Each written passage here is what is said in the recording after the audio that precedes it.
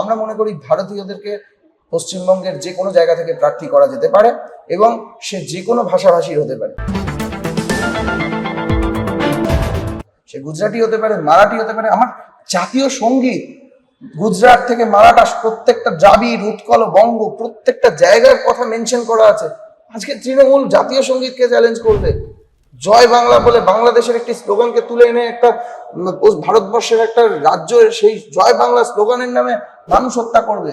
খেলা হবে বলে মানুষের প্রাণ কেড়ে নেবে, চাকরি কেড়ে নেবে, বেকার মানে যারা শিক্ষিত যুবক তাদেরকে গান্ধী মূর্তির পাদদেশে বসিয়ে দেওয়া হবে।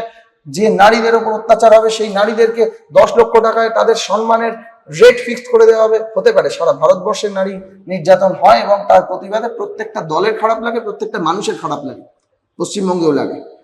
হওয়াটার থেকে বড় অপরাধ মুখ্যমন্ত্রী একজন নারীর চরিত্র নিয়ে প্রশ্ন তোলে যখন এই ঘটনা ঘটে যায়। তারপর যখন এই ঘটনা ঘটে গেছিল আরজি করে, তারপর আরজি করে তথ্য প্রমাণ রোপাটের জন্য কাউন্সিলরকে দিয়ে ভাঙিয়ে দেওয়া হয়েছিল যাতে তথ্য প্রমাণ না পাওয়া যায়।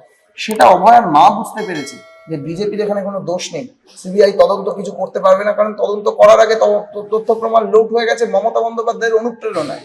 তো তার জন্য এই তথ্যগুলো কাজে লাগানো যায়নি বলে প্রমাণ হয়নি, আজকে তিনি এই বিজেপির প্রার্থী হয়েছেন। তার তো কিছু টাকা কামানোর নেই, মেয়েকে হারানোর পর কারণ টাকা কামানো বা নীলবাতি গাড়ির প্রয়োজন নেই, সে শুধুমাত্র মানবিকতার দিক থেকে তৃণমূলকে চ্যালেঞ্জের জন্য ভারতীয় জনতা পার্টির প্রার্থী হয়েছে।